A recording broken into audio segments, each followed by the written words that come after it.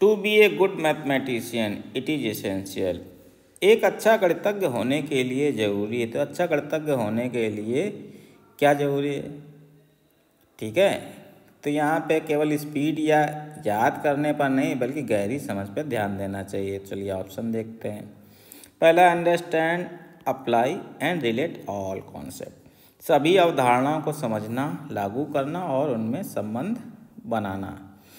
तो यह एक अच्छा गणितज्ञ होने का सबसे महत्वपूर्ण या वन ऑफ द बेस्ट क्या है स्टेप है, यह पहलू है।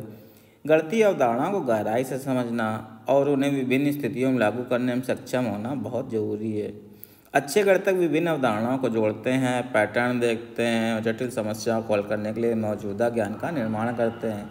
वे चरणों के पीछे क्यों पर ध्यान केंद्रित करते हैं, ना कि केवल कैसे। तो ये एक बहुत सुटेबल आंसर हो जाएगा। फिर भी दूसरा ऑप्शन देखते हैं। Master the technique of answering question. सवालों को उत्तर देने की तकनीक में निपुणता। तो यहाँ पे हमारा देखा जाए कि तकनीकी समस्याओं को हल करने में मददगार हो सकती है, लेकिन एक अच्छा गणितज्ञ होने के लिए पर्याप्त नहीं है। क्यों नहीं है पर्याप्त? एक अच्छी तकनीक आपको प्रश्नों को अधिक कुशलता से उत्तर देने में मदद कर सकती है, लेकिन अवधारणा और उनके पीछे के तर्क को समझना वास्तव में ज़रूरी है, जो कि यहाँ नहीं दिख रहा है। ठीक है, जो उसमें सिद्धांत छुपे हैं किसी प्रॉब्लम में, तो केवल तकनीकी महारत से वो हासिल नहीं की जा सकती, उसके कॉन्सेप्ट को भी समझना पड़ेगा। तीसरा ऑप्शन है memorise most of the formula. अधिकतर सूत्रों को याद करना। तो याद करना कभी भी एजुकेशन लर्निंग का पार्ट नहीं हो सकता। ये उपयोगी सूत्रों को याद करना एक उपयोगी हो सकता है, लेकिन अच्छा गणितज्ञ होने के लिए पर्याप्त कतई नहीं है। सूत्र याद करना सतही स्तर का कौशल है। ठीक है ना।